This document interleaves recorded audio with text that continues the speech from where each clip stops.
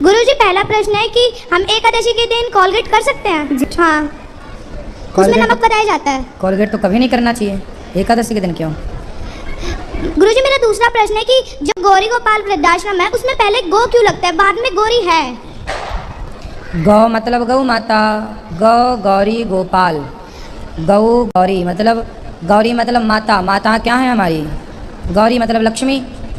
तो गौ मतलब गाय, गौरी मतलब माता, गोपाल मतलब भगवान। जहाँ इन तीनों की सेवा हो वही है गौरी गोपाल। आप सभी चैनल को सब्सक्राइब कर लीजिएगा।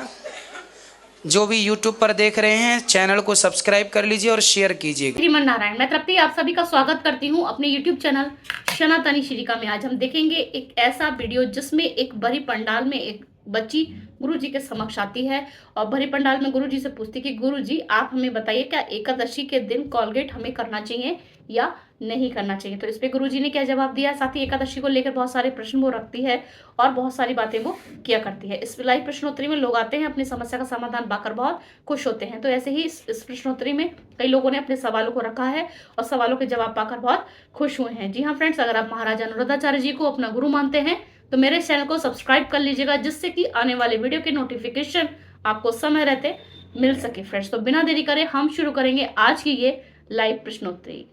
जी राधे राधे जी। गुरुजी, मेरे दो प्रश्न हैं। गुरुजी, पहला प्रश्न है कि हम एकादशी के दिन कोलगेट कर सकते हैं? उसमें नमक बताया जाता है। कोलगेट तो कभी नहीं करना चाहिए, एकादशी के दिन क्यों?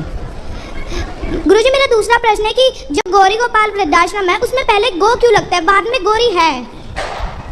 गौ मतलब गौ माता, गौ गौरी गोपाल, गौ गौरी मतलब माता, माता क्या है हमारी? गौरी मतलब लक्ष्मी।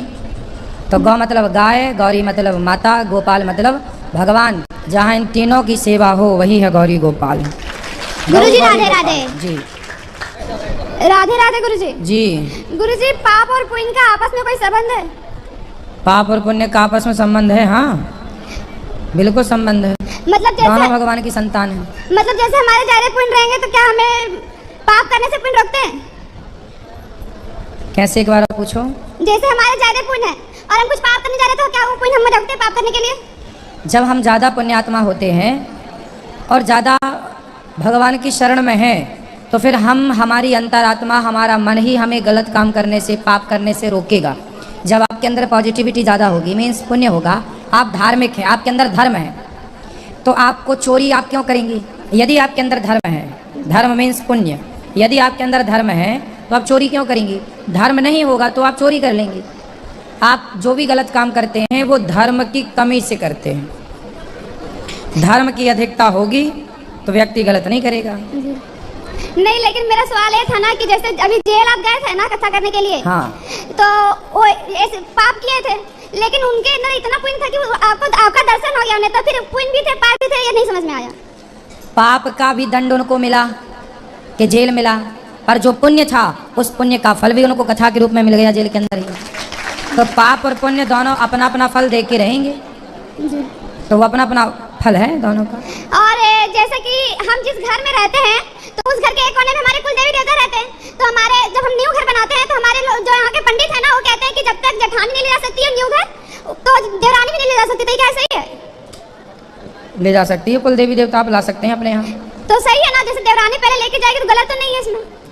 दोनों ले जाएं तो दोनों ले जाएं, एक ले जाएं। नहीं, अभी हमारे यहाँ हो रहा है ना कि मेरी बड़ी माँ नहीं लेके आई है तो मेरी माँ लाना चाह रही है तो ला सकती है। ले आ सकते हैं जी। और मेरा प्रश्न है कि हमारे यहाँ के जो जितने ब्राह्मण है ना सारे मांस मछली खाते हैं, तो उनसे पूजा फिर कैसे करवाएं? कहाँ पे? झारखंड। तो आप लोग समझाओ, आप भी खाती हो मांस? नहीं, हम नहीं खाते। तो उनको समझाओ क्यों खाते हैं। उन लोग नहीं छोड़ेंगे। तो जो ना खाते हैं उनको ढूंढो। कोई नहीं हमारे यहाँ, सारे खाते हैं। ऐसे कैसे हो सकता है ही नहीं, कुछ तो बाकी होंगे। हम लोग जितने देखे, हम लोग के परिचित में जितने सारे खाते हैं। तो आपको फिर वृंदावन से बुला लेना चाहिए। तो सत्यनारायण की भी कथा होती है तो उसके लिए लेना।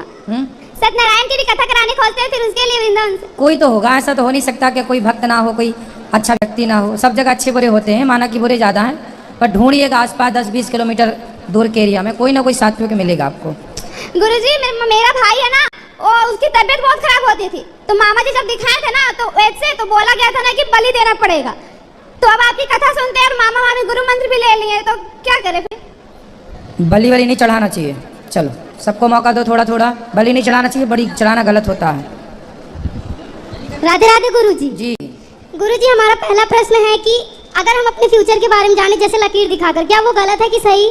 किसको लकीर दिखाना है? पंडित जी को जैसे हम लकीर दिखाते हैं। कौन सी लकीर? अपने हाथ की लकीर। तो क्या वो सच है कि गलत? क्या सच है, क्या गलत है? लकीर, लकीर तो सच है। नहीं, वो तो हमारा अपना जो है आप अपना काम करो बेटा, मन लगा के कर्म करो। जी। आज में क्या लिखा है? ना तो पढ़ने वाले बच्चे हैं, अब लिखा तो सब कुछ है पर पढ़ने वाले कम है, बहुत कम। अब वो मिलेंगे नहीं, कम है, बहुत कम। इसलिए जो लिखा है लिखे रहने दो, आप कर्म अच्छा करो। जी गुरुजी। और दूसरा गुरुजी, ये हमारा प्रश्न है कि हम जो भोर में पढ़ते हैं, बोलते हैं 4 बजे बाद पढ़ो तो विद्या अच्छी रहती है सुबह। जी, तो क्या वो ऐसा क्यों कि हम भोर में ही पढ़े तभी सच है वो? बेटा भोर में जो है ना बिल्कुल शांति रहती है, मन केंद्रित होता है, एकाग्र। उस एकाग्रता में जो आप पढ़ेंगे वो याद रहेगा, वो अच्छा रहेगा। शाम को एकाग्रता कम होती है, चहल पहल ज़्यादा है, और सुबह एकाग्रता ज़्यादा होती है। इसलिए सुबह ही ज़्यादा ध्यान किया जाता है, सुबह ही पढ़ाई लिखाई भी करना अच्छा माना जाता है। शाम को भी करो, कोई बुराई नहीं है, पर सुबह भी करना चाहिए राधे राधे ब्रह्म मुहूर्त में। जी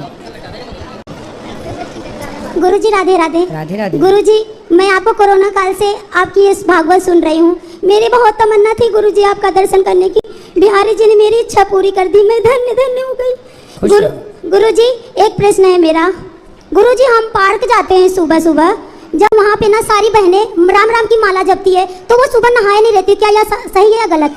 भगवान का नाम बिना नहाए भी जपो, कोई दिक्कत नहीं है। जी गुरुजी। गुरुजी, एक प्रश्न, मेरे पति ना थोड़ी थोड़ी बात में गुस्सा करते हैं और गाली देते हैं। आप कहते हैं ना वो कहे तो कहते रहो, सुनो मत, तो मैं यही काम करती हूँ, उनकी बात को अनसुनी कर देती हूँ। कहाँ है वो पति? मेरे दिल्ली में है, वो हमें छोड़ के यहाँ चले गए। कहे आप गुरुजी की प्रज्वल सुनो और 3-4 दिन में वो हमें लेने आ जाएंगे। तो आप चुप ही रहा करो। जी बस इतनी कृपा कर दीजिए। ये मेरी बेटी है और ये मेरा बेटा, इसका 12 जून को जन्मदिन है, इसको आशीर्वाद दीजिए, खूब पढ़े। बिल्कुल, खुश रहिए। गुरु राधे राधे। गुरुजी, गुरुजी हम पठानकोट से आए हैं, बड़ी खुशी हो रही है गुरुजी आपको देखकर। मुझे आशीर्वाद दे दो, हमें सभी को, हमारे साथ बड़े जने आए हुए हैं। गुरुजी आशीर्वाद दे दो सभी को। सबको आशीर्वाद है। साडे गली महल्ले च भी सारे तक कथा सुनते हैं गुरुजी। ਜਦੋਂ लॉकडाउन शुरू होया उदों तो लैके अज तक 2-2:30 बजे तो लैके 6 बजे तक तुहानू गली च कोई नहीं मिलेगा, सारे कथा सुनते मिलणगे। इन्ना प्यार है गुरुजी, उन्हें सामने देख के ना बड़ी खुशी हो रही है गुरुजी तुहाडे नाल। इन्नी खुशी कि अंदरों दिल खुश हो गया साडा। बड़ी पठानकोट से आए हैं हम, बड़े खुश हुए हैं, बड़े खुश। 15 जून को मेरा जन्मदिन है, मेरे को आशीर्वाद दो Guruji. Happy birthday to you. Thank you Guruji. Guruji, जे मेरी बेटी है उनको भी आशीर्वाद दो गुरुजी। जे हमारा परिवार आया हुआ है, जे बेटा, जे बेटी, जे वाले सभी हमारा परिवार है। अच्छा, हाँ जी खुश रहिए, गुरुजी। खुश रहिए। तो दोस्तों कैसी लगी आपको आज की वीडियो? देखा आपने इस बच्ची के जवाब को गुरुजी ने कितने अच्छे तरीके से, बेहतर तरीके से दिया है। साथ ही जो और लोगों ने जो क्वेश्चन करे हैं उनके जवाबों को भी गुरुजी ने बहुत अच्छे तरीके से, एक अनोखे तरीके से, सटीक तरीके से इनको समझाया है। साथ ही आपको क्या समझ में आया है, आप अपनी राय कमेंट सेक्शन में हमेशा की तरह रख सकते हैं। इसी तरीके की वीडियो के साथ हम हाजिर होंगे जल्द ही, तब तक कमेंट्स में लिखना ना भूलें। राधे राधे।